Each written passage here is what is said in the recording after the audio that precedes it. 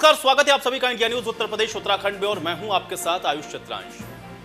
UP में चुनाव है और हर किसी को पता है कि यूपी में जातिवाद के आधार पर चुनाव होता है और सभी पार्टियां एक दूसरे को अपनी अपनी तरफ खींचने की कोशिश करती हैं।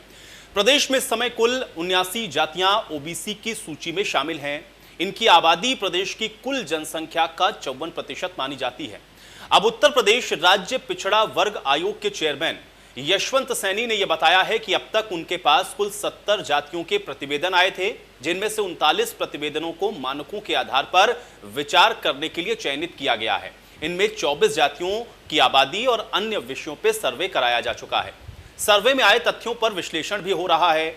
इसके अलावा 15 अन्य जातियों का अभी सर्वे कराया जाना बाकी है, यानी कि सर्वे पूरे होने के बाद इन जातियों को भी ओबीसी की सूची में अधिसूचित करने पर निर्णय लिया जाएगा।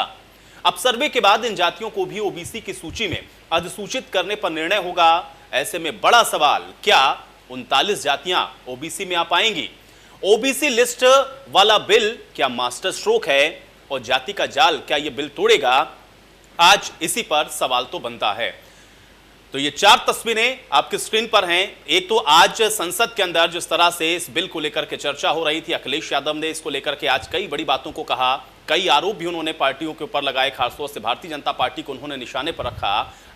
वो भी बहुत महत्वपूर्ण था। इसके अलावा उत्तर प्रदेश के अंदर जाति के आधार पर चुनाव होते रहे, ये भी अपने आप में बहुत महत्वपूर्ण है, क्योंकि उत्तर प्रदेश के अंदर ओबीसी, जिसका जिक्र मैंने अभी आपके साथ किया कि तकरीबन अगर आप मिला ले तो 54% के आसपास, इसलिए तमाम बड़ी पार्टियों की निगाहें इस पूरे वोट बैंक पर रहती हैं। इसके अलावा आप ये देख रहे हैं कि जो फिर से जो लड़ाई है वो जाति पर भी आती हुई कहीं ना कहीं दिख रही है, क्योंकि सभी पार्टियां इन वोटर्स को अपने अपने पक्ष में करने की कोशिश कर रही हैं। और आज इसी पर हम लोग आज की इस बड़ी बहस को भी करेंगे और यह सवाल भी बनता है कि आखिर आज जो बिल पेश किया जा रहा है उसके बाद क्या उत्तर प्रदेश के अंदर जो मायने हैं वो बदलेंगे। वहीं इंडिया न्यूज से बात करते हुए अखिलेश यादव की तरफ से आज क्या कुछ कहा गया, सबसे पहले आपको ये सुनवाते हैं। ओबीसी बिल पर आज चर्चा हो रही थी लोकसभा में और अखिलेश यादव ने 2 बड़ी बातें कही हैं। पहली, उत्तर प्रदेश में समाजवादी पार्टी की सरकार आ रही है और दूसरा कि अगर ये सरकार आंकड़े जारी नहीं करेगी तो सरकार आने के बाद उत्तर प्रदेश में जारी करेंगे। खुद अखिलेश यादव जी हमारे साथ हैं। अखिलेश जी, कॉन्फिडेंस के साथ ओबीसी बिल पर बहस हो रही थी, अमेंडमेंट था, कैपिंग की बात थी और जो राज्य है उनको एक स्वतः अधिकार हो जाएगा कि किस जाति को आपको इसके अंतर्गत रखना है। अच्छा फैसला सरकार का। ये कॉन्स्टिट्यूशनल अमेंडमेंट बिल जो आया, इसका समर्थन समाजवादी पार्टी ने किया है। वहीं समाजवादी पार्टी का ये मानना है कि जो 50% पर कैपिंग है कम से कम बढ़ाया जाए और इसके साथ साथ जो कास्ट सेंसस की सब मांग कर रहे हैं, केवल समाजवादी पार्टी नहीं, सदन में और कई दल हैं जो इसकी मांग कर रहे हैं। मुझे याद है जब नेताजी आदरणीय शरद यादव जी, आदरणीय लालू प्रसाद यादव जी सदन में थे और उस समय कई दल जो दक्षिण भारत के भी हैं, उन्होंने भी कांग्रेस से यही मांग की थी कि कास्ट सेंसस हो और कास्ट सेंसस होने के बाद उसके आंकड़े दिए जाएं, दिखाए जाएं, जिससे कम से कम कोई पॉलिसी या किसी बैकवर्ड कम्युनिटी को कुछ लाभ देना किसी पॉलिसी के माध्यम से, तो उसमें सहूलियत हो। कैपिंग बढ़ाने के पक्ष में आप भी हैं, आप मानते हैं? समाजवादी पार्टी पक्ष में, और केवल समाजवादी पार्टी नहीं, बहुत सारे दल इस पक्ष में कि जितनी कम से कम आबादी तो पता हो कि आबादी कितनी है बैकवर्ड की। उत्तर प्रदेश में चुनाव है अखिलेश जी, लेकिन जो भाषा की एक मर्यादा है, हर दल में हम देख रहे हैं, सम्मेलन अपनी जगह होता है, प्रचार कैंपेन अपनी जगह होता है, आरोप प्रत्यारोप अपनी जगह होता है, लेकिन एक लखनऊ की तहजीब है। क्या वो तहजीब इस चुनाव से पहले ही बिल्कुल हट रही है? उत्तर प्रदेश के मुख्यमंत्री जी की भाषा सबसे खराब, कैंपेन अपनी जगह होता है, आरोप प्रत्यारोप अपनी जगह होता है, लेकिन एक लखनऊ की तहजीब है।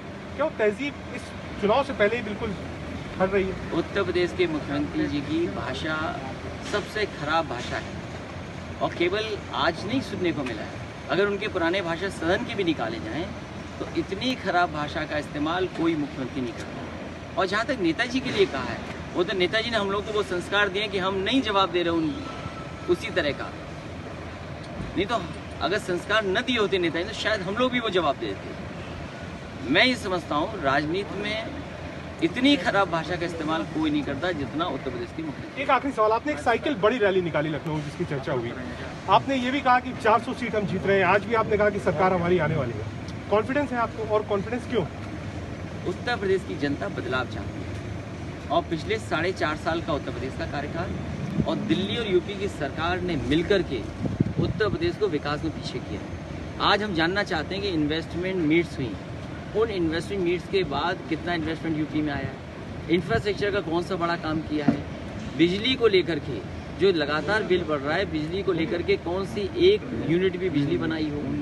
आज शिक्षा के क्षेत्र में गिरावट आई है, स्वास्थ्य के क्षेत्र में जब कोविड का समय था, जो समाजवादी सरकार के समय में इंफ्रास्ट्रक्चर बना था वही काम आया। मुख्यमंत्री जी के पास कोई बड़ा प्रोजेक्ट ऐसा नहीं है जो उन्होंने खुद शिलान्यास किया हो और खुद उद्घाटन कर रहे हैं। बहुत शुक्रिया आपसे बात धन्यवाद। करने के लिए। मैं राकेश टंडन, इंडिया न्यूज़, दिल्ली। तो अखिलेश यादव को आप सुन रहे थे। हालांकि बात ओबीसी पर हो रही थी, लेकिन निशाना सीधे तौर पर उन्होंने साधा प्रदेश की सरकार के ऊपर, मुख्यमंत्री योगी आदित्यनाथ के ऊपर। और इसके अलावा उन्होंने ये भी कहा कि इस बार जो सत्ता में वापसी है वो कांग्रेस पार्टी करेगी। हालांकि मानसून सत्र में लंबे गतिरोध के बाद आज पहली बार इस अहम बिल पर जो चर्चा है वो हुई, और मौका ऐसा पहला रहा जब आरक्षण से जुड़े बिल पर पक्ष और विपक्ष सहमति के साथ चर्चा करते हुए दिखे हैं। हालांकि ये नज़ारा अब तक के पूरा मानसून सत्र को आप देखें तो ऐसा देखने को नहीं मिला। लेकिन अब सवाल यहाँ से ये है कि क्या 39 जातियाँ ओबीसी के अंदर आ पाएंगी? इसके अलावा एसपी जो कि इस मुद्दे को लेकर के आगे बढ़ती रही, क्या उसको काउंटर करने के तौर पर एक बड़े मास्टर स्ट्रोक के तौर पर इसको देखा जाए? और जाति के आधार पर जो राजनीति होती रही, क्या उसको कहीं ना कहीं अब इसी माध्यम से तोड़ने की जो कोशिश है, या फिर आप ये कहें कि इसका पॉलिटिकली में जो माइलेज लेने की कोशिश है उसके तौर पर भी देखा जाए? उत्तर प्रदेश के अंदर बहरहाल इस बिल के बाद क्या बदलेगा, इस पर सवाल बनता है, और आज इसी पर हम लोग चर्चा करते हैं। तमाम मेहमान मेरे साथ जुड़ गए हैं, डिबेट को ओपन करते हैं। कुछ मेहमान हैं मेरे साथ, उनका परिचय पहले मैं आपके साथ करवाता हूं। आलोक वर्मा जी हमारे साथ जुड़ रहे हैं, प्रवक्ता हैं भारतीय जनता पार्टी के। आलोक जी, बहुत स्वागत है आपका इस चर्चा में। मनोज यादव जी भी हमारे साथ जुड़े हुए हैं, प्रवक्ता हैं समाजवादी पार्टी के। मनोज यादव जी, आपका भी स्वागत। जावेद खान जी हमारे साथ जुड़े हुए हैं, प्रवक्ता हैं कांग्रेस पार्टी के। जावेद जी, आपका भी बहुत स्वागत। और उमाशंकर राजभर जी हमारे साथ जुड़ रहे हैं, प्रवक्ता हैं एसबीएसपी के। उमाशंकर राजभर जी, आपका भी बहुत स्वागत है। चर्चा की शुरुआत उमाशंकर जी आज मैं आपसे ही करना चाहूंगा। कैसे देख रहे हैं आज ओबीसी को लेकर के जो बिल आया मॉनसून सत्र के अंदर, और उसके बाद जो तमाम तरीके की राजनीतिक प्रतिक्रियाएं हैं, किस तरीके से इसको आप देख पा रहे हैं और कैसे इसके और क्या मायने समझे जाएं? आपका पहला रिएक्शन मैं चाहूंगा इस पर। तो इसमें देखिए, अति पिछड़ों के साथ धोखा है, और इस बात को मानिए कि जो 54% आबादी ओबीसी समाज की है उसमें 39 जातियों को और बढ़ा दिया जा रहा है। तो हमारे माननीय नेता जो प्रकाश राजभर जी है, जो सामाजिक न्याय समिति की बात करते हैं कि जिसकी जितनी भागीदारी उसकी उतनी हिस्सेदारी कर दीजिए ना। आप जातियों को बढ़ाते जाइए, कोई उस पर प्रभाव नहीं पड़ता है, लेकिन आप आरक्षण बढ़ा दीजिए और उन जातियों को जिसका जितना रेशियो है उसके हिसाब से उसको आरक्षण दे दीजिए। आप करते जाइए, उसका कोई फर्क नहीं। लेकिन किस तरह से बिल लाएंगे तो अति पिछड़ों के साथ जो प्रजापति है, जो कुहार है, जो रघुवंशी है, बंजारा है, राजभर है, उसके साथ धोखा हो रहा है। आलोक वर्मा जी, धोखा हो रहा है, और 50% जो कैपिंग है अगर उसको आप नहीं बढ़ाते हैं तो फिर जो जातियां पहले से हैं कहीं ना कहीं उनके हिस्से से ही जा रहा है, और इसलिए आप अति पिछड़ों के साथ धोखा कर रहे हैं। ये बात कही गई आप उमाशंकर जी की भी तरफ से, और अखिलेश जी को भी हम लोग सुन रहे हैं तो उन्होंने भी कमोबेश यही बात कही। मैं चाह रहा हूँ कि रिएक्ट करें। नहीं, बहुत सारे अलग अलग प्रदेश से इस तरीके की मांगे आ रही थी कि बहुत सारी जातियां कह रही थी कि उनको पिछड़ा वर्ग में शामिल होना है। केवल उत्तर प्रदेश की बात भी अभी आपने दिखाया, जो पैकेज आपने दिखाया उसमें 70 जातियां करीब करीब हैं जिन्होंने पिछड़ा वर्ग आयोग के सामने कहा कि उनको पिछड़े वर्ग में शामिल होना चाहिए। 39, अभी आपने ही डाटा दिया था कि 39 जातियां इस तरीके से हैं जिनको पिछड़े वर्ग में शामिल किया जा सकता है। तो मुझे लगता है कि अगर किसी का हक बनता है उनको पिछड़े वर्ग में शामिल किया जाना चाहिए, तो मेरे ख्याल से बहुत सारा रास्ता खुल रहा है। अब जब केंद्र वो रास्ता खोल दे रहा है, केंद्र संशोधन विधेयक पास कर देगा, तो जाहिर सी बात है कि हमारे सामने, या फिर उत्तर प्रदेश की बात ना करें, किसी भी प्रदेश की बात करें, तो वो पिछड़े वर्ग में जो दूसरी जातियां हैं, जो जरूरतमंद जातियां हैं, जिनको जरूरत है और जिनका आर्थिक विकास या दूसरे तरीके का विकास नहीं हुआ है, उनको अगर उनका हक बनता है तो मेरे ख्याल से केंद्र एक रास्ता बना रहा है और इसका स्वागत होना चाहिए। इसमें ये देखने के लिए कि कुछ ये नहीं हुआ या वो नहीं हुआ, इसको दूसरे नजरिए से देखने की अपेक्षा मेरे ख्याल से ये इस नजरिए से देखा जाए कि एक बेहतर पहल है, जिसकी मांग बहुत अरसे से उत्तर प्रदेश और दूसरे प्रदेश कर रहे थे, और केंद्र उसकी तरफ आगे बढ़ा है और दूसरे दल भी उसके साथ खड़े हैं। तो मेरे ख्याल से एक स्वागत योग्य कदम है जिसका स्वागत ही करना चाहिए। मनोज यादव जी, आपका रिएक्शन। ये राष्ट्रीय अध्यक्ष जी ने सदन में जो बात कही वो पूरे देश ने सुना। मुझे खुशी है कि कम से कम जो उसका व्याख्या है आप बहुत स्पष्ट कर रहे हैं। राष्ट्रीय अध्यक्ष जी ने कहा कि अपने सहूलियत के लिए आप सेंट्रल विस्टा बनाना चाहते हैं, तो एक कोठरी में और आप देश भर के लोगों को कैसे कर देंगे? उनके कम से कम उसके कोठरी का दायरा बढ़ाया जाए। इट मीन्स कि सन 1931 में जब पिछड़ों की आबादी हुई थी तो उस समय पिछड़े की आबादी 52% थी। आप और जातियों को बढ़ाइए, बहुत स्वागत योग्य है, लेकिन आप 85% में 49% में ही क्यों उनको बांधना चाहते हैं? जब पिछड़ों की संख्या अगर आप जातिगत जनगणना करा लें तो आज पिछड़ों की संख्या इस देश में लगभग 70% होगी। तो पिछड़ों दलितों को अगर आप मिला लें तो उनकी संख्या लगभग 90% होगी। तो जो और साथी कह रहे हैं तो आप आरक्षण का दायरा जो गैप है उसको भी बढ़ाइए। आप क्यों उनको एक सीमित दायरे में बांध के रखना चाह रहे हैं? अब तो ये भारतीय जनता पार्टी की और उत्तर प्रदेश की पहली ऐसी सरकार है जिसने की ओवरलैपिंग खत्म कर दिया।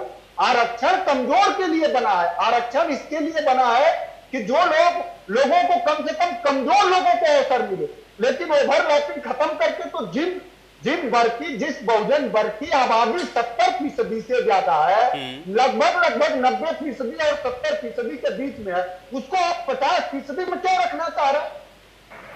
यही स्पष्ट समाजवादी पार्टी का पूरे देश के लोगों को और राष्ट्रीय अध्यक्ष ने कितने साफ कहा कि जिन लोगों ने भी बहुजनों की लड़ाई लड़ी हो, चाहे वो ज्योतिबा फूले साहब से लेकर सावित्री, चाहे फूलन देवी, चाहे बाबा साहब अम्बेडकर, डॉक्टर लोहिया ने तो कहा था कि संक्षेपा ने पाटीदार पिछड़े पावन 100 में साथ सोशलिस्टों का भी यही मानना था सबका है कि हमको कम से कम तो हमारा दायरा बढ़ाया था। एक छोटी सी गाड़ी में आप गाड़ी दे रहे हैं वैगनआर। ठीक है मनोज जी, मतलब मैं कुल मिला के ये समझ लूं कि अगर आप इस कैपिंग को 50% से ऊपर नहीं ले जाते हैं तो आप बिल भले ही ले आइए, फायदा नहीं पहुंचने वाला, आप ये कहना चाह रहे हैं? आप फायदा नहीं बल्कि आप लोगों को लड़ा रहे हैं और सकरे जगह में बहुतायत संख्या के लोगों को रख के आप मारने चाह रहे हैं। आप एक गड्ढे में खोद करके और पूरे बहुजन वर्ग जो इस देश का कमेरा वर्ग है उसको मारने चाह रहे हैं भारतीय जनता पार्टी, और वो चाह रही है। ठीक है, चलिए जावेद खान जी, फायदा नहीं बल्कि नुकसान, और अभी भी जो जातियां हैं कहीं उनको लड़ाने की कोशिश के तौर पर क्या इस तरीके से देख रहे हैं? आपको लग रहा है कि कम से कम चलिए ठीक है, अब जो बिल आया उससे कुछ फायदा भी हो सकता है। ठीक है जावेद खान जी, कम से कम आप ठीक है जावेद खान जी, इस बात के लिए कि बहुजनों की बात ठीक है, नहीं हम लोग हमेशा उठाते रहते हैं, बात अगर जनता से जुड़ी हुई है तो बिल्कुल उठनी चाहिए। जावेद खान जी डॉक्टर लोहिया ने कहा था, मैं खत्म कर रहा हूँ। ठीक है, चलिए अब मैं जावेद खान जी का रिएक्शन ले लेता हूँ। मनोज जी मैं आपके पास वापस आऊंगा, जावेद खान जी का एक रिएक्शन ले लेता हूँ। ठीक है, ये तो सरकार बहुजनों का अवसर ही सीमित करना चाहती है। ठीक है, और ये जो सरकार है तो चंद उद्योगपतियों के हाथों बिकी हुई है। ठीक है, चलिए अब आपकी बात का जवाब मनोज जी मैं ले लूंगा। आलोक जी यही मौजूद हैं, वो आपकी बात का एक बात का जवाब देंगे। अब जावेद खान जी आपका एक रिएक्शन। देखिए आयुष जी, सरकार की मंशा तो कभी साफ रही नहीं। जो संशोधन विधेयक आ रहा है, जो संशोधन के लिए उसका कांग्रेस ने भी समर्थन किया है और ये होना भी चाहिए था। लेकिन जो टाइमिंग की बात हमेशा की जाती है, वो टाइमिंग क्या है कि जातियों को आपस में लड़ा दिया जाए। सरकार के पास अपने लिए बताने के लिए तो कुछ है नहीं। मैं आज पूछना चाहता हूं आपके माध्यम से इस सरकार से और अपने भारतीय जनता पार्टी के साथी प्रवक्ता से भी कि देश के अंदर हायर एजुकेशन का जो विभाग है, उस विभाग में 10,000 से ज्यादा जो है पिछड़े वर्ग की नियुक्तियां रिक्त पड़ी हुई हैं, जिसमें 4300 पद तो उत्तर प्रदेश के हैं। अगर क्लास 3 की आप बात करें तो केंद्रीय विभाग जो है केंद्र सरकार के और राज्य सरकार के, उनका अगर पूरा औसत निकाला जाएगा तो वो 65% पद ऐसे हैं जिसमें केंद्र सरकार के 8 विभागों का तो ब्यौरा सामने आया है कि 65% से अधिक ओबीसी की जो पद हैं उन पर रिक्तियां अभी तक सरकार नहीं कर पाई।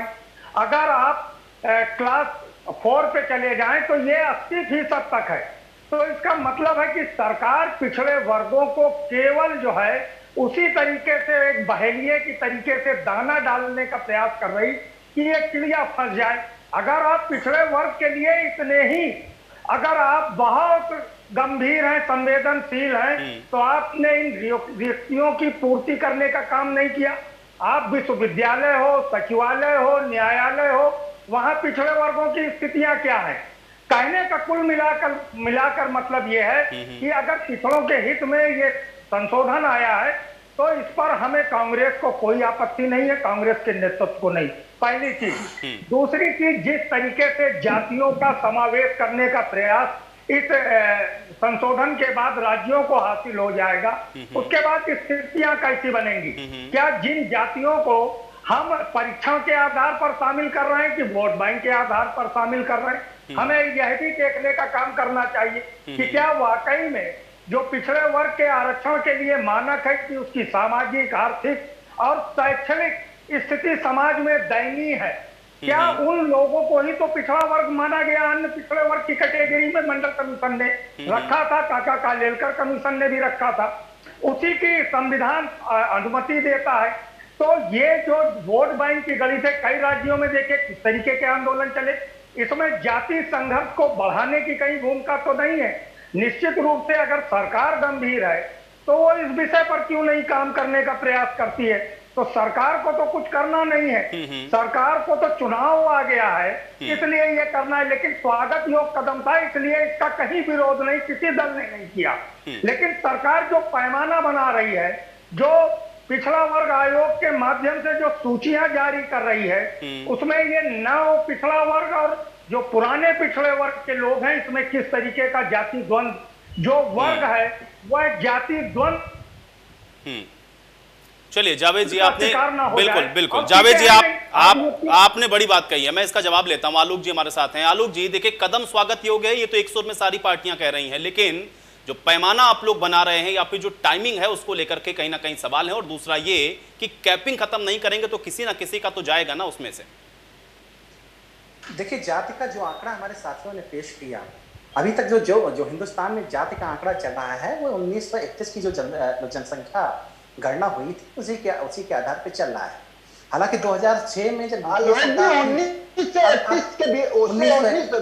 आगे बोलने दीजिए, अब आप बीच में बोलेंगे तो कैसे काम? मनोज कैसे न्याय दे सकते हैं? अरे आप रुक जाइए, कितनी गैरवादी बात है, कितनी ठहर जाएंगे आप। मनोज जी एक एक करके सवाल जवाब हो जाते हैं, एक एक करके। मनोज जी बोलने दीजिए, आलोक जी को बोलने दीजिए, आप बिल्कुल जवाब दीजिए। अभी तक जो आंकड़े दिखाए या दर्शाए जाते हैं, बताए जाते हैं, वो 1931 में जो जनगणना हुई थी उसके आधार पे जताए जाते हैं, जो हमारे साथी अलग अलग तरीके से दावा करते हैं। जो जनगणना 2006 में हुई थी, एक सर्वेक्षण हुआ था, नमूना सर्वेक्षण हुआ था, उसके आधार पर यह पता चला था कि 41% ओबीसी जातियां हिंदुस्तान में हैं। हालांकि जो मंडल कमीशन, जो मंडलवादी लोग थे, उनको इस पे 1931 में जब 52% थी, 2006 जब 1931 में 52% थी, 2006 में 10% घट कैसे गया? बीच में आप क्यों आ रहे हैं? इतना झूठ बोलेंगे, इतना झूठ बोलेंगे। मतलब बीजेपी के दफ्तर से आप सेंसस की रिपोर्ट बताएंगे कि बीजेपी के दफ्तर से आए हुए झूठ का सुनना पड़ेगा। मौका आएगा तो आप बोलिएगा ना, किस तरीके से बहस कर रहे हैं? नहीं मनोज जी मित्र, मेरे दोस्त इतनी बहस कर रहे हैं, आप कितना गैरवादी बात कर रहे हैं? अरे मुझे बोलने दीजिए, आपका नंबर आज 2006 में वो 31% हो गया। मतलब देश की जनसंख्या नहीं ठीक है, एक सेकंड मनोज जी नहीं ठीक है, एक सेकंड। देखिए बहस डाइवर्ट हो जाएगी, मुद्दे पर रहते हैं। देखिए आप भी मनोज जी आपने एक एक करके बहुत अच्छे पॉइंट उठाए, लेकिन अगर उसका हम जवाब नहीं सुनेंगे और आप बीच में काउंटर करते रहेंगे तो मुझे लगता है कि जनता तक मैसेज भी नहीं पहुंचेगा और जवाब आएगा नहीं। मनोज जी जवाब नहीं आ पाएगा। मनोज जी देखिए, आप भी बोलेंगे, वो भी बोलेंगे, किसी को समझ में नहीं आएगा। मैं भी समझ नहीं पा रहा हूं तो जनता क्या समझेगी? एक सेकंड, एक एक करके बोले।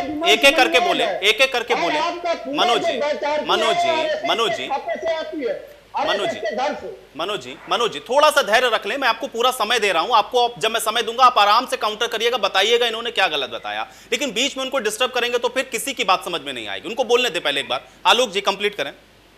2006 में नमूना सर्वेक्षण हुआ, यूपीए सरकार ने कराया। उस समय जो ओबीसी की जनसंख्या आई वो 41% आई। हालांकि बहुत सारे लोगों को इस पर एतराज था, बाद में इस पर मंथन चला, चिंतन चला, यूपीए सरकार ने फिर जनसंख्या गणना कराई और 2013 में पूरी हुई। हालांकि वो अभी तक निकल के सामने नहीं आई है, यूपीए सरकार भी उसे सामने नहीं लाई, आगे भी उसके सामने ना लाने की बहुत सारी वजहें थी। मसलन कुल मिला के 46 लाख जातियां हिंदुस्तान में पाई गई हैं और उनमें से कुछ जातियां किसी एक इलाके में पिछड़ी हो सकती हैं तो किसी दूसरे इलाके में दलित हो सकती हैं, किसी दूसरे इलाके में अगड़ी हो सकती हैं। इस तरीके से एक बहुत बहुत पेचीदा स्थितियां हैं। बहरहाल जो सबसे बड़ा सवाल है जो हमारे साथी मनोज जी कर रहे थे कि उत्तर प्रदेश में बहुत सारी जातियां ऐसी हैं, उत्तर प्रदेश की बात मैं करूं अगर, आपने भी बताया था कुल मिला के 79 जातियां फिलहाल पिछड़ी जातियों की लिस्ट में शामिल हैं, लेकिन बहुत सारी और भी जातियां हैं जिनकी मांग थी कि वो आर्थिक आधार पे भी पिछड़े हैं, सामाजिक आधार पे भी पिछड़े हैं, शैक्षिक आधार पे भी पिछड़े हैं, उनको भी सूची में शामिल होने की बात वो लगातार कर रहे थे, उत्तर प्रदेश सरकारों से कर रहे थे, लेकिन एक मजबूरी थी, एक बंदिश थी जिसकी वजह से वो कर नहीं सक रहे थे। अब अगर केंद्र सरकार ने वो रास्ता खोल दिया है, वो मुश्किल आसान कर दी है, तो अगर संवैधानिक व्यवस्था है 27% आरक्षण होने की, अगर उसी 27% आरक्षण में क्यों केवल यादवों को आरक्षण मिलना चाहिए, क्यों केवल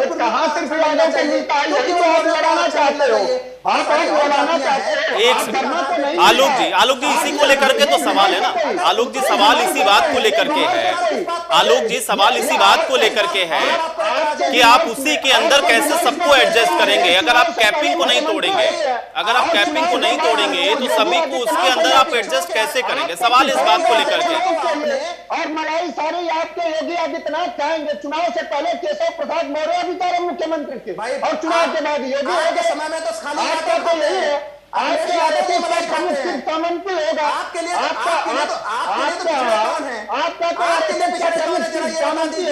कोई गरीब नहीं होगा, कोई किसान नहीं। हमारे यहाँ नरेश उत्तम पटेल जी प्रदेश अध्यक्ष है, निराती कुछ महानेता है, निराती कुछ महानेता है, राजस्थान कश्यप अखिलेश यादव जी के मुझे सेवा नहीं देती। हमारे डिमांड ये है कि फूलन देवी जी की आज जयंती है, हमारा डिमांड ये है कि फूलन देवी की आज जयंती है, उनको क्यों न्याय दिया? फूलन देवी को भी देश में किसी ने न्याय दिया तो समाजवादी ने दिया। अगर सरकार आपका मनोरंजन नहीं करेगा, देखिए हमारे लिए आपका मनोरंजन नहीं चलेगा।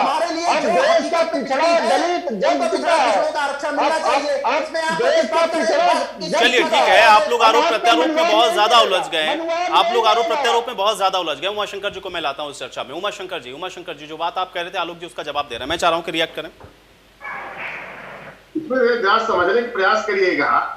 एक्चुअल में 2018 में ही भारत सरकार है जो जस्टिस रोहिणी कमीशन बैठाती है, और जस्टिस रोहिणी बैठाने का वजह केवल यही था जो 27% उस समय जो देश में जातियां ओबीसी जातियां हैं 2663 जातियां हैं, और रोहिणी कमीशन ने देखा उसमें से ध्यान रखिएगा उसमें से 2663 जातियों में 1673 ऐसी जातियां हैं जो 97%, 27% में जो आरक्षण है उसमें 97% बड़ी नौकरियों में फायदा हो रहे हैं, और 973 जातियां ऐसी हैं जो 3% आबादी केवल 3% नौकरियों में वो जो काम कर रही हैं। अब आ जाइए उत्तर प्रदेश पे। उत्तर प्रदेश के परिप्रेक्ष्य में आप देखिएगा 79 जातियां हैं। 79 जातियों में आपने देखा होगा 2001 में जब माननीय राजनाथ सिंह मुख्यमंत्री थे तो उन्होंने सामाजिक न्याय समिति लाया, और 2017 की जब सरकार बनी माननीय नेता ओम प्रकाश राजभर जी जब पिछड़ा वर्ग आयोग के मंत्री बने तो उन्होंने जस्टिस राघवन के एक कमीशन बैठाया जिसका सामाजिक न्याय समिति ने एक रिपोर्ट बनाई। उस रिपोर्ट में उन्होंने क्या कहा कि जो ओबीसी जातियां हैं उसमें 9 ऐसी जातियां सबल जातियां हैं जो 27% का 80% फायदा ले रही हैं, और उससे नीचे जो जातियां हैं वो और फायदा ले रही हैं, और कुछ ऐसी जातियां हैं यानी 37 ऐसी जातियां हैं जिनको कोई लाभ नहीं मिल रहा है। इसलिए उन्होंने सामाजिक न्याय समिति बनाया कि 27% को आप 60% यानी पिछड़ी जातियां जो सबल जातियां हैं उसमें आप बांट दीजिए, 11% अति पिछड़ा वर्ग जो उसमें से 33 जातियां उसको बांट दीजिए, और 9% जो अत्यंत पिछड़ा वर्ग है जिसमें 37 जातियां हैं आप उसको बांट दीजिए। तो सबके जिसकी जितनी भागीदारी है उसकी उतनी हिस्सेदारी हो जाएगी। लेकिन आज जो 127वां संशोधन विधेयक भी लाया गया है उसमें 39 जातियों को और बढ़ा दिया गया है। इस बात में आप जैसे बता दीजिए कि अग्रहरी क्या गरीब है क्या भैंस क्या गरीब है क्या, बनिया क्या गरीब है क्या, रूहेला क्या गरीब है क्या, कायस क्या गरीब है क्या। यानी यह जो बड़ी जातियां हैं जब ओबीसी में आ जाएगी तो अति पिछड़ा का जो हक बड़ी ओबीसी जातियां लूट रही थी अब और लूटा जाएगा, यानी अति पिछड़ा जो है रोड पे आ जाएगा, यानी उसको 27 में से कुछ भी लाभ नहीं मिलने वाला है। तो जब तक रोहिणी कमीशन और उत्तर प्रदेश में सामाजिक न्याय समिति नहीं लागू हो जाती है तब तक इस 27% आरक्षण का कोई उपयोग नहीं है। कि इसका मतलब ध्यान रखिएगा कि जो अति पिछड़ा है, जो प्रजापति है, जो कुमार है, गवंशी है, नाई है, बंजारा है, राजभर है, उसका हक मारा जा रहा है। यह भारतीय जनता पार्टी जो है यह ओबीसी अति पिछड़े के साथ महा धोखा कर रही है और इसको ओबीसी समाज, अति पिछड़ा समाज इसको भूलने वाला नहीं। इस बात का ध्यान रखिएगा कि बीजेपी सरकार 2022 में यही अति पिछड़ा समाज इसको यहाँ उत्तर प्रदेश से बाबा योगी महाराज को बेदखल करेगा। यही जो आरक्षण आ रहा है इनके लिए काल बनकर आ रहा है। इस बात का ध्यान रखिए। मनोज जी क्या कह रहे थे आप? देखिए कितनी गैर वाजिब बात कर रहे हैं। असल में इनका दोष नहीं है, वर्मा साहब, आलोक जी का दोष नहीं। असल में ये लोग जो पढ़ के आते हैं, इनके पर एक शेर है कि झूठों ने झूठों से कहा सच बोलो, झूठों ने झूठों से कहा सच बोलो, और घर के अंदर एक झूठों की मंडी है और दरवाजे पे लिखा है सच। जब ये 1931 में जब जाति जनगणना हुई तब पिछड़ों की आबादी 52% थी, और ये कह रहे हैं कि 2006 में हुई तो 41% हुई। पूरे देश की आबादी बढ़ी। भाई ये मनोज भाई हमने नहीं किया, ये हमने नहीं किया। अच्छा सरकार के समय में हुआ। अब यूपीए सरकार के समय में हुआ, हम नहीं थे उस समय। सारा दोष नेहरू का है, सारा दोष नेहरू का है, सारा दोष यूपीए का है, सारा दोष नेहरू का है। इनके विमर्श में आज जो महंगाई है, अरे भाई पेट्रोल जो अब आप आंकड़ों पे बात करेंगे नहीं, आप तथ्यों पे बात करेंगे नहीं, आपकी जो मर्जी होगी उस पे बात करेंगे। ऐसे कैसे काम चलेगा? सामान्य सी बात है कि आप 50% के दर में देश के 80% मजदूर वर्ग पे, कामगार पे, बहुजन वर्ग पे, जो कमोरा वर्ग है, उसको आप क्यों रखना चाहते हैं? तो आप आरक्षण का दर भी बढ़ाइए। अगर आपने आरक्षण का दर 10% आपने सवर्णों को दे दिया, आर्थिक आधार पर हमें कोई ऐतराज नहीं है। तो आपने जब 10% बढ़ा दिया तो वैसे ही सुप्रीम कोर्ट की वो जो रूलिंग थी कि 49% से ज्यादा आरक्षण नहीं दिया जा सकता, वैसे ही वो कट गई। तो अब हमारी ये मांग है कि पिछड़ों और दलितों का जो आरक्षण का हक है उसके दर को बढ़ाया जाए, 70-75% किया जाए। फिर आप जो भी कमजोर लोग हैं उनको पिछड़ों में, दलितों में लाइए। हम तो खुश है कि कम से कम बहुजन वर्ग का, कमेरा का जो दायरा है वो बढ़ रहा है। कम से कम जो आरएसएस, मोहन भागवत की, और कम से कम जो बीजेपी का मनवाद है वो खत्म तो हो कम से कम। या अब इनका विमर्श यही है कि चुनाव से पहले केशव मौर्य जी मुख्यमंत्री के दावेदार होते हैं, और उनका जब संकल्प पत्र 2017 का देख लीजिएगा। अगर मैं झूठ बोलूं तो इंडिया न्यूज के मंच पे मुझे नहीं आना चाहिए। वहां पर योगी आदित्यनाथ की फोटो तक नहीं होती है न कुर्सियों की, लेकिन जैसे गरीबों ने या बहुजन वर्ग लोगों ने वोट दे दिया और जिता दिया, वैसे मुख्यमंत्री। चलिए अब उसके लिए भी हम लोग, अब चुनाव में समय थोड़ा बचा हुआ ना, वो भी इंतजार हम कर लेते हैं। इन्होंने क्या किया क्या नहीं किया ये भी जनता तय करेगी ना, ये भी जनता तय करेगी। जावेद जी देखिए, जावेद जी घूम फिर कर के बाद यूपीए तक भी पहुंची, और आप कह रहे हैं कि आप साथ भी हैं और सवाल भी है। मैं चाह रहा हूं, ठीक है, आप जवाब दें इस बात का, आलोक जी की बात का जवाब दें। ठीक है मनोज जी, अब आपका समय हो गया। जावेद जी देखिए, आयुष जी, आलोक जी जो कह रहे हैं, हमने क्या किया? हमसे अगर 2011 की जनगणना अगर वो बाहर नहीं आई है तो आलोक जी भी तो 7 साल से सत्ता में है, केंद्र में बैठे हुए हैं। इन्होंने क्यों नहीं कर दिया? जो केंद्र का बैकलॉग है, स्टेट का बैकलॉग है, जहां डबल इंजन की सरकारें हैं, वहां इन्होंने क्यों नहीं कर दिया? लिटरल एंट्री के नाम पर आपने किसके अधिकार को छीनने का काम किया है? ओबीसी और एससी के ही तो अभ्यर्थियों का आपने अधिकार छीनने का काम किया। लिटरल एंट्री के नाम पर कितनी नियुक्तियां आपने कर दी? आप उस पर कोई बात नहीं करना चाहते हैं। जब इनसे बेरोजगारी पर बात करो तो ये धार्मिक आस्था पर बात करेंगे, इनसे महंगाई पर बात करो ये धार्मिक आस्था पर बात करेंगे, देश के विकास की बात करो तो इनको नेहरू जी याद आते हैं। मैं आयुष जी एक ही बात कहना चाहता हूं कि नेहरू जी ने जो कुछ भी बनाया था, आपने तथाकथित अपने राष्ट्रवाद, जो अंग्रेजों के दलाल और मुखबर रहे, आज हम उसकी 79वीं जयंती भी मना रहे हैं, उस क्रांति दिवस की। वह राष्ट्रवाद बता रहे हैं जो राष्ट्रीयकरण को निजीकरण में बदलना चाहते हैं। जवाबों पे आइए, जो सवाल किया गया है, जवाब ही दे रहा हूं। कहां भाग जाते हैं? मैं भाग नहीं रहा हूं।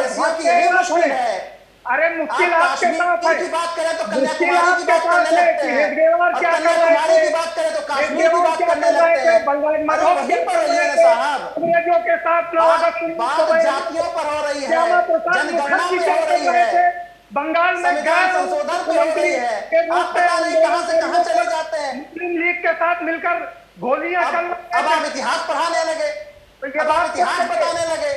अरे कभी अपने आप को भी, कभी अपने आप के सामने आईना भी रखने कीजिए। आप सामाजिक न्याय के पक्षधर हैं, आप बताइए, आप हैं सामाजिक न्याय के पक्षधर। आप अपनी बात बताइए, हमें जब मौका मिलेगा अपनी बात बता देंगे। विश्वविद्यालय में एक जात विशेष के लोगों की नियुक्ति कैसे हो गई? अगर आप सबका विकास चाहते हैं, सबका सम्मान करना चाहते हैं, तो एक जात विशेष में ही आपको योग्यता क्यों नजर आई? क्यों 69,000 शिक्षक भर्ती में 7,000 आपने पिछड़े वर्ग के अभ्यर्थियों का अधिकार मार दिया, और अभ्यर्थी मांग करते रहे कि अब पिछड़े वर्ग की सूची को अलग किया। आप इसी तरीके से लोगों को भ्रमित करते हैं। आपके पास विकास का कोई मुद्दा नहीं है, आपका विकास मॉडल कोलैप्स कर चुका है, आप हर तरीके से फेल हो चुके हैं, इसलिए आप इस तरीके की बातों को उठाने का काम करते हैं। कहां है आपका पिछड़ा वर्ग प्रेम? जिस केशव प्रसाद मौर्य को डिप्टी सीएम बनाया आपने, आज वो चपरासी का ट्रांसफर करने की हैसियत में नहीं है। उनके विभाग के हर काम की जांच आपके मुख्यमंत्री ने कराई है, और सारी चीजें छुपा के रखी है। क्यों रखी गई है? ये क्या देश और उत्तर प्रदेश को जानने का अधिकार नहीं है? चलिए किस तरीके ठीक से है, चलिए ठीक है, ठीक है। आलोक जी, आलोक जी, आलोक जी, पिछड़ों को तो आलोक जी जवाब देंगे अब इसका। ठीक है, बाबा साहब अम्बेडकर ने ठीक दिया, है। भारत के संविधान में दिया, जिस संविधान के साथ आप लगातार छेड़छाड़ करने का ठीक है। आलोक जी, आलोक जी, कोई मुश्किल नहीं है। आप लोग पिछड़ों के नाम अरे पर सुनेंगे महाराज, सवाली करने का काम कर रहे अरे हैं। सुनेंगे महाराज, अरे महाराज सुनेंगे, अरे सुन लीजिए, राहुल गांधी जी बोलते नहीं, आप बोले चले जा रहे चलिए हैं। ठीक है, आलोक जी को राहुल सुनेंगे। गांधी, यही जबान थोड़ा राहुल गांधी जी को दे अरे दीजिए, राहुल गांधी जी को दे दीजिए, प्रियंका गांधी जी को दे दीजिए, वो भी जरा चिंता कर ले। उत्तर प्रदेश में 3 दशकों से आप बाहर हैं, कभी इसकी भी चिंता कर ले। अरे ठीक है भाई, देखिए अब आरोप प्रत्यारोप, आपसी आरोप प्रत्यारोप तक ना जाए। ठीक है, चलिए ठीक है, एक सेकंड, अब हो गया। ठीक है जावेद जी, जावेद जी, जावेद जी, जावेद जी, जावेद जी, मुद्दों की सारी बात आपने रख दी, और अब मुद्दे से इतर बात हो रही है। ठीक है जावेद जी, जावेद जी, जावेद जी, जावेद जी, अब आलोक जी की बात को सुन लेते हैं। अब आलोक जी की बात को सुनते हैं। ठीक है आलोक जी, आलोक जी, आलोक जी, एक सेकंड, जावेद जी, जावेद जी, जावेद जी, जावेद जी, ठीक है जावेद जी, आप थोड़ा धैर्य रखें। ठीक है राहुल गांधी, प्रियंका गांधी का पूरा करियर आपने खत्म कर दिया है। आलोक जी, आलोक जी, क्या करना है, कहां रहना है? प्रियंका गांधी जी को पता नहीं है राजनीति कैसे करनी है। आपका अपना बेटी का नहीं रहेगा, आपका अपना पूरा उत्तर प्रदेश का हो गया। आप मंच पे आके बड़ी बड़ी बातें करने लगते हैं। अरे चिंता हमको करने दीजिए, हिंदुस्तान की चिंता हमको करने दीजिए, हिंदुस्तान को कैसे चलाना है इसको हमको देखने दीजिए, उत्तर प्रदेश की जनता हमको करने दीजिए। जनता ने हमको चुना है, जनता ने हमको चुना है, हम चिंता करने के लिए जवाब भी आपसे मांगेगी। हम जवाब दे रहे हैं, आपकी बातों का ठीक है जावेद जी, जावेद जी, अब जवाब सुनते हैं ना। जावेद जी, जावेद जी, जावेद जी, धैर्य रखना पड़ेगा थोड़ा सा। जावेद जी, जावेद जी, जावेद जी, ठीक है जावेद जी, सवाल उठा लिए, अब जवाब लेते हैं। आलोक जी, आलोक जी, आलोक जी, आलोक जी, आलोक जी, आप कांग्रेस की फिक्र कीजिए, आप राहुल गांधी की फिक्र कीजिए, आलोक जी, आलोक जी, ठीक है आलोक जी, ठीक है। अब राहुल गांधी से इतर आलोक जी, आलोक जी, आलोक जी, उमाशंकर जी ने बहुत महत्वपूर्ण बातें उठाई और कुछ पॉइंट्स वो गिना रहे थे। उमाशंकर जी ने जो बातें कही, मैं चाह रहा हूं कि उसका जरा जवाब दें, क्योंकि उमाशंकर जी ने बहुत टेक्निकली और बहुत सारी बातों का उन्होंने जिक्र किया, और आज चर्चा हम जिस पर कर रहे हैं मुझे लगता है उसी पर रहना चाहिए। ठीक है, अब देखिए एक सेकंड, आलोक जी, आलोक जी, आलोक जी और जावेद जी, जावेद जी, जावेद जी, जावेद जी, जावेद जी और आलोक जी, आपके पुरखे भी देशद्रोही रहे और आप भी है। पुरखों ने अंग्रेजों की दलाली की, अब बातों पे उतरूंगा तो आप रह जाएंगे साहब, बहस के मंच पे आए हैं, डिबेट के मंच पे आए हैं, राजनीतिक तमाशा बनाइए, जनता आपको देख रही है। मंच पे देख रही है, बहस कीजिए ना साहब, आपके यहाँ दलित महिलाओं के सवाल पूछिए, संरक्षण दिया कि पूछिए, बहस कीजिए। सवाल क्या की बात करोगे? करते हैं, सवाल का जवाब नहीं है। 3 दशकों में यही सब बातें करके कांग्रेस को आपने मिट्टी में मिला दिया, राहुल गांधी जी को भाजपा मिट्टी में मिला दिया, योगी गांधी जी पता नहीं किस छोर में है, किस तरीके से आलोक जी, आलोक जी, आलोक जी, आलोक जी, आलोक जी, आलोक जी, अब आप भी मुद्दे की बात नहीं कर रहे हैं। आलोक जी, ना आप मुद्दे की बात कर रहे हैं, ना मुद्दे पर आप जवाब दे रहे हैं। आप जावेद जी की बात में उलझे हुए हैं, आप जावेद जी की बात में उलझे हुए हैं। मुद्दे पर आप अगर जवाब देना शुरू करें, ठीक है, हो गया। जावेद जी की बात को आप बराबर काउंटर करते चले जा रहे हैं। मैं कह रहा हूं ठीक है, चलिए ठीक है, आपने उस बात का खंडन कर दिया। उमाशंकर जी ने बहुत सिलसिलेवार, बहुत महत्वपूर्ण बातें उठाई थी। मैं चाह रहा हूं उसका जवाब देना, थोड़ा मुद्दे पर रहते हैं। आप लोग आपसी आरोप प्रत्यारोप में उलझ जाते हैं। जावेद जी, क्यों नहीं बैकलॉग? जावेद जी, बस जावेद जी, जावेद जी, देखिए बहुत समय दे दिया मैंने आपको, सबको मुझे बोलने का मौका देना है। आलोक जी, सिलसिलेवार ढंग से जवाब दें उमाशंकर जी ने जो बातें उठाई। देखिए बहुत सारी बातें उठी हैं, बहुत सारी बातें हमारे साथियों ने उठाई हैं, चाहे समाजवादी पार्टी के साथी हो, कांग्रेस के साथी हो, दूसरे साथी। इतनी सारी बातें हो गई हैं तो उसमें बहुत सारी बातें, किन बातों पर जवाब दूं मैं भी भूल चुका हूं। लेकिन मेन चीज है, मुख्य चीज है कि जिन चीजों पर आपने बहस रखी है, जिस मुद्दे को आज आप लेकर के आए हैं, उस पर जो सवाल हुआ है, वो सवाल मुझे जरूर याद है। एक चीज, पहली चीज है कि 27% आरक्षण है। उत्तर प्रदेश की बात करें 27% आरक्षण है, लेकिन बहुत सारी जातियां ऐसी हैं, बहुत सारे लोग ऐसे हैं, बहुत सारे समूह ऐसे हैं जो पिछड़े रह गए हैं। आप क्या चाहते हैं उनके साथ अन्याय हो?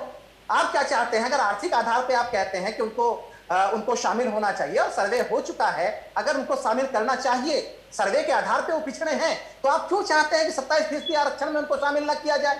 क्या वजह आपको नजर आती है? क्यों आप चाह रहे हैं कि उनको, जो लाभ आप उठाते हैं, जिन चीजों का फायदा आप उठाते हैं, उन चीजों का फायदा उनको नहीं उठाना चाहिए? अगर वो सर्वे में हैं तो, और सर्वे निश्चित रूप से हुआ है, उसमें 39 जातियां फिलहाल निकल के सामने आई हैं। अगर उनको फिलहाल जो 27% आरक्षण पिछड़ी जातियों को मिला है, अगर उसमें शामिल किया जा रहा है, तो उसमें आपको इतराज किस बात का? आप क्यों ये मान के चलते हैं कि पिछड़ी जातियां केवल आपकी हैं, उसका जो आरक्षण है उसमें केवल यादव जातियों को होना चाहिए, कुछ दूसरी जातियां हैं उन्हीं को होना चाहिए? अरे भाई, जो पिछड़े हैं, उत्तर प्रदेश की बात करें, पूरे हिंदुस्तान की भी बात करें, अगर जो पिछड़े हैं उनको शामिल करना है तो उसमें मुझे लगता है कोई एतराज नहीं होना चाहिए। दूसरी महत्वपूर्ण बात, केंद्र ने जो एक बड़ा अवरोध खत्म करने जो केंद्र जा रहा है, उसमें मुझे लगता है कोई एतराज नहीं होना चाहिए। बहुत सारी पिछड़ी जाती है, मसलन कुर्मी को ही रख लीजिए, कुर्मी जाति उत्तर प्रदेश में पिछड़ी जाती है, लेकिन कुछ दूसरे इलाकों में पिछड़ी जातियों में शामिल नहीं है। गुजरात में पटेल कुर्मी छत्री पटेल लिखते हैं, वहां वो पिछड़ी जातियों में शामिल नहीं है और बहुत दिनों से वो मांग कर रहे हैं उनको पिछड़ी जातियों में शामिल होना चाहिए। ऐसे बहुत सारे मसले हैं जिनको राज्य सरकार को सुलझाना है, राज्य सरकार को खत्म करना है उन चीजों को। अगर राज्य सरकार को लगता है कि उनको सूची में शामिल किया जाना चाहिए, उनको सूची में किया जा सकता है, तो मुझे लगता है कोई अवरोध नहीं होना चाहिए। केंद्र वो आलोक जी, कुल मिलाकर के इसमें एक बड़ा सवाल यह था कि लोगों को लाभ मिले, उससे ज्यादा कहीं पॉलिटिकल इसका लाभ मिल जाए या पॉलिटिकल माइलेज मिल जाए, इसलिए ये सारी कवायद हो रही है। ये पॉलिटिकल पार्टियां 100 रुपए कह, आपकी अपनी नजर है, कोई अपनी ही नजर से तो हमें देखेगा। एक कतरे को समंदर नजर आए कैसे? तो हम तो केवल जातियों के आधार पर, हमारी कोई जाति नहीं। देखिए, भारतीय जनता पार्टी किसी जाति के सामने नहीं जाती। जैसे समाजवादी पार्टी एक जमात के सामने जाती है, कोई दूसरी पार्टियां किसी दूसरी जाति के पास जाती हैं। भारतीय जनता पार्टी वोट के लिए किसी जाति के पास नहीं जाती। ये एक ऐसी पार्टी है जो सभी जातियों के साथ काम करती है, सभी धर्मों के साथ काम करती है, और उनकी बेहतरी के लिए जो काम होना चाहिए, चाहे मुस्लिमों की बात आप कर लीजिए, मुस्लिम महिलाओं की किस तरीके की दशा थी, हमने उस पर काम किया। कश्मीर में जिस तरीके का काम होना चाहिए वो हमने काम किया, बहुत सारी सरकारें नहीं करती। हमें जो लगता है, हमारा जो इरादा होता है उसको हम पहले से जाहिर कर देते हैं, और जिन इरादों को हम लेकर के आगे बढ़ते हैं उसको हम पूरा करते हैं। तो आपको इसमें किस बात का एतराज है? आप देखिए ना, आपको उमाशंकर जी, ठीक है, एक एक करके आऊंगा मैं, सबके पास आऊंगा। उमाशंकर जी का समय है अभी। उमाशंकर जी क्या एतराज है? देखिए, हमारे मित्र जो बीजेपी के मित्र है, जरा उनसे पूछिए। 2011 में संसद में माननीय मुंडे जी, गोपीनाथ मुंडे जो आज नहीं है, उस समय उन्होंने जाति जनगणना की बात उठाई थी। क्या उनके पक्ष में है कि विपक्ष में है? या उनसे पूछे क्या उनकी बातों सहमत है? अगर 2011 में माननीय मुंडे जी संसद में कहते हैं कि नहीं, जाति जनगणना होनी चाहिए, उसके आधार पर ही जिसकी जितनी भागीदारी है उसकी हिस्सेदारी निर्धारित होनी चाहिए, तो आज तो है, आज 2021 में क्या हो गया उस भाजपा को जो मुंडे जी के साथ थी कि मुंडे जी के साथ आज के डेट में नहीं है? जरा उसको बताइएगा। और दूसरी बात मैं पूछना चाह रहा हूँ कि वो नई 90 साल हो गया, क्या 90 साल में जातियां बढ़ी है कि घटी है? या उनसे पूछिए ना, और उनकी जो आर्थिक स्थिति क्या है। और जिस बात को आप कह रहे हैं, मैंने कहा कि अति पिछड़ों के साथ ये धोखा हो रहा है। जिन जातियों को बढ़ा रहे हैं वो आपका कौन वोटर है? वह पहले से भाजपा वोट करता था, भाजपा को वोट करता था, चाहे अजहरी हो। अरे बताइए, क्या कायरख कभी गरीब हो सकता है क्या? बर्नवास कभी गरीब हो सकता है क्या? लेकिन आप उसको ओबीसी में रख रहे हैं। इसका मतलब जो प्रजापति है, वीरेंद्र चौहान है, केवट मल्ला महोदया है, उसका आप हक मार रहे हैं। अब उसके साथ अन्याय कर रहे हैं, इस बात को आप ध्यान रखिएगा। और ये ओबीसी समाज आपको माफ नहीं करेगा, आप ये जो करें। और माननीय वर्मा जी से इस बात को पूछिएगा, क्या हुआ रोहिणी कमीशन जो 2018 में बना था, तो उसको अगर माननीय मोदी जी लागू करना चाह रहे हैं क्या? वह हर 6 महीने पे 11 बार हो गया, 11 बार का 6 महीने कार्यकाल बढ़ाया जा रहा है। क्या उस रोहिणी कमीशन के साथ है कि माननीय मुंडे जी जो संसद में कहे थे उसके साथ है? क्या इसका स्पष्टीकरण करने के लिए दीजिए वर्मा जी। आलोक जी स्पष्टीकरण दें बहुत जल्दी से। देखिए, मैं प्रदेश प्रवक्ता हूं तो प्रदेश की बात अच्छी तरीके से जानता हूं, अच्छी तरीके से बता सकता हूं। उनको केंद्र के सामने बहुत सारे मसले रखने हैं, जो उनकी इच्छा है निश्चित रूप से केंद्र सरकार के सामने रखना चाहिए। लोकसभा में उसको रखना चाहिए, राज्यसभा में उसको रखना चाहिए। और केंद्र सरकार को अगर ठीक लगता है, उसकी जिम्मेदारी है।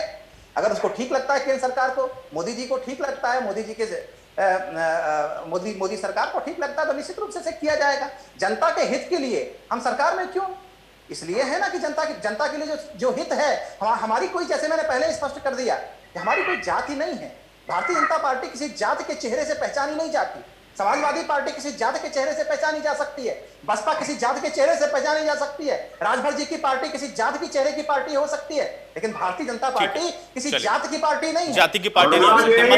मनोज जी, प्रधानमंत्री संसद में चाहते हैं ये ओबीसी समाज का मंत्री है, ये आदिवासी समाज का मंत्री है। आपके प्रधानमंत्री जी इस बात के लिए जात को प्रमाणित करते हैं, तो जात के पक्षधर आप हैं। वर्मा जी इसको जितला है, सबसे बड़ी जातिवादी आप हैं। आप हिंदू मुस्लिम करना चाह रहे हैं और आप लोगों का मार रहे हैं। इस बात को आप ध्यान रखिएगा, जनता के मुस्लिम ठीक है, हिसाब से नहीं होगा। ठीक है, चलिए पिछड़ा वर्ग आयोग है, ठीक है मनोज जी, है कि सर्वे में किसकी कौन सी जातियां आर्थिक आधार पे, सामाजिक आधार पे। ठीक है, मनोज जी को बोले दें।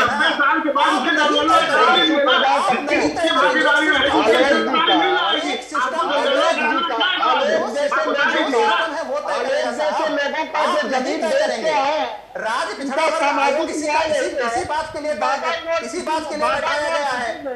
भाई एक सर्वे तय करता है, आप चाहें कि 27% आरक्षण केवल यादवों को मिले, केवल यादवों को मिले, ऐसा नहीं होने वाला। ऐसा भारतीय जनता पार्टी सरकार में किसी के साथ अन्याय होने नहीं जा रहा है। भारतीय जनता पार्टी की सरकार में किसी भी जाति के साथ, किसी भी धर्म के साथ अन्याय होने नहीं जा रहा है। अन्याय होने नहीं जा रहा है। आप कितना भी दबाव डाल लीजिए, भारतीय जनता पार्टी की सरकार में किसी जाति, किसी धर्म के साथ अन्याय होने नहीं जा रहा है। भारतीय जनता पार्टी कितना भी दबाव डाल लीजिए, लेकिन भारतीय जनता पार्टी थोड़ी सी अलग पार्टी है, थोड़ी सी अलग पार्टी है। आपके हिसाब से नहीं चलेंगे ना साहब। सबसे ज्यादा नफरत फैलाती है, देश में गरीबी बढ़ा दिया, गरीबों पिछड़ों दलितों। आलोक जी को अध्ययन करना चाहिए। अरे साहब, अध्ययन आपको करना चाहिए, आपको अध्ययन करना चाहिए। जब अखिलेश यादव जी 2012 से 2015 के बीच में आए थे उत्तर प्रदेश में, केंद्रीय पिछड़ा पीछे की बात नहीं करना चाहता, दलितों की बात नहीं करना चाहता। अखिलेश यादव जी नया चेहरा लेके आए थे ना, एक नया चेहरा लेके आए थे, उन्होंने क्या किया?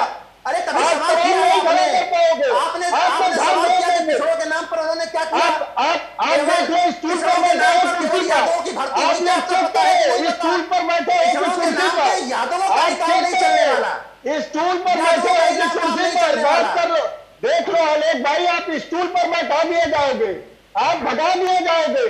आप जिस दिन ये सवाल खड़ा कर देंगे कि बांदा यूनिवर्सिटी में 17 में से एक जात के लोग को क्यों भर दिया गया, सतीश उपाध्याय जो कैबिनेट मिनिस्टर है उन्हीं का भाई गरीब कैसे हो गया, ये सवाल अगर खड़ा कर पाए, जरा सा भी जमीन हो तो सवाल खड़ा कर दो।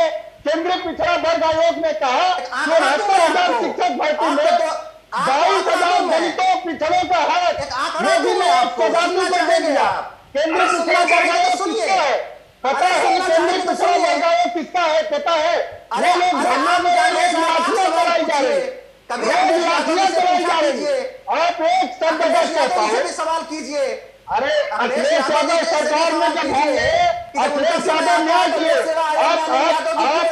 आप हिम्मत है तो ये भी सब कुछ है कि 22,000 पिछड़ा दलितों का हक क्यों देते हैं? हिम्मत है जो पूछ रहे हो, हिम्मत है तो पूछ लो, हटा दिए जाओगे, हटा दिए जाओगे, स्कूल कभी हटा दिए जाओगे। 22,000 दलितों की पिछड़ेगा, सजातियों को दे दिया गया, योगी को सजातियों को।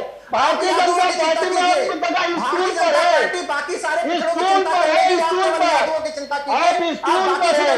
भारतीय जनता पार्टी में किसी की चिंता नहीं है। भारतीय जनता पार्टी अडानी के घर में गिरवी है, आप भी गिरवी है, अडानी के घर में गिरवी है, अडानी के घर में गिरवी है, गिरवी बाकी धर्मों की चिंता। और आप भी गिरवी। चलिए ठीक है जावेद जी, भारतीय जनता पार्टी किसी एक जाति की बात नहीं करती, वो सबकी पार्टी है और इसलिए वो सबके बारे में सोच रही है, इसलिए ये बिल है। ठीक है चलिए, ठीक है, आप लोग का आपसे आरोप प्रत्यारोप खत्म हो गया। ठीक है चलिए ठीक है जावेद जी ठीक है। आलोक जी अब शांत हो जाए। आलोक जी शांत हो जाए। आलोक जी शांत हो जाए। ठीक है, यह दावा तो सारी पार्टियों का है, 2022 का ही इंतजार करेंगे हम लोग। ठीक है, अब जावेद जी को, ठीक है एक सेकंड, ठीक है आलोक जी और मनोज जी आपसे आरोप प्रत्यारोप आपके हो गए। जावेद जी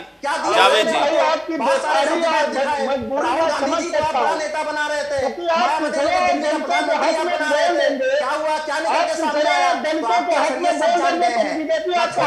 साथ जा रहे हैं ना, बड़े के साथ जा रहे हैं, हटा देगी करने की जरूरत नहीं है। बाकी जातियों की, बाकी जमात की चिंता हम कर लेंगे, हम अपने तरीके से चिंता करेंगे, आपको चिंता करने की जरूरत नहीं है साथी। और हमें चिंता 36 जात की है, समाजवादियों ने जातिगत जनगणना कराया, वो सबको पता है कि आपको चिंता किस बात की है। 2012 से 2017 के बीच में जातिगत जनगणना होनी चाहिए कि नहीं? एक बार आपकी हड्डी चढ़ी, उसके बाद तो आपको कोई रास्ता नहीं खुला। 2017 में जब 11 मार्च 2017 में आपके पास 54 सीटें आई थी, आपके साथ समाजवादी पार्टी की, तो चलिए ठीक है, एक बस ठीक है मनोज जी आलोक जी ठीक है, मनोज जी आलोक जी ठीक है, आप शांत हो जाएं, आप दोनों लोग शांत हो जाएं। जावेद खान जी अब जावेद खान जी ठीक है मनोज जी ठीक है, जावेद खान जी देखिए आयुष जी, ये गंभीर विषय है जो आरोप लगाया आलोक भाई ने कि हमें एतराज है। अरे हमें एतराज नहीं है। आलोक से जावेद सर इतना पूछिए कि जातिगत जनगणना कराने के पक्ष में है कि नहीं? एक लाइन अगर ये बोल दें उनको हटा दिया जाएगा, एक लाइन।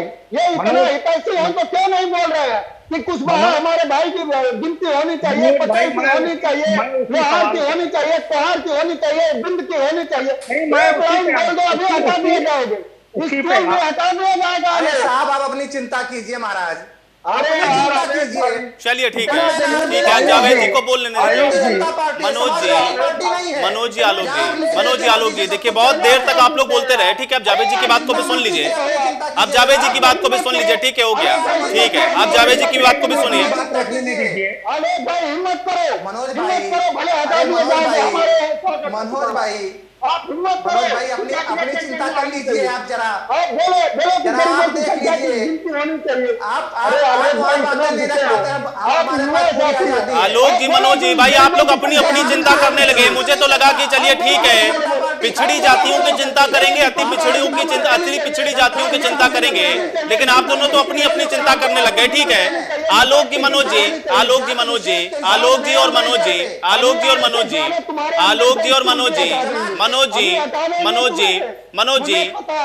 और आलोक जी बहुत जल्दी से मनोज जी और आलोक जी भाई शांत हो जाएं। मनोज जी और आलोक जी थोड़ा धैर्य रख लें। मनोज जी और आलोक जी दोनों लोग शांत हो जाएं, शांत हो, थोड़ा सा धैर्य रख लें। एक क्विक रिएक्शन मैं जावेद जी का ले लेता हूं। ठीक है, एक सेकंड। मनोज जी मनोज जी, मनोज जी, मनोज जी, मनोज जी, मनोज जी, मनोज जी, वो समाजवादी पार्टी का दफ्तर है, वहां तू लोगों से कैसे बात की जाती है? आप कम से कम अपने मुख्यमंत्री को भाषाई। चलिए, अब इसी आरोप प्रत्यारोप के बीच समय मेरे पास नहीं है, चर्चा मुझे यहीं समाप्त करनी पड़ेगी। बहुत शुक्रिया आप सभी का समय निकालने के लिए और इस चर्चा का हिस्सा बनने के लिए। आज मेरे साथ सवाल तो बनता है, मैं फिलहाल इतना ही।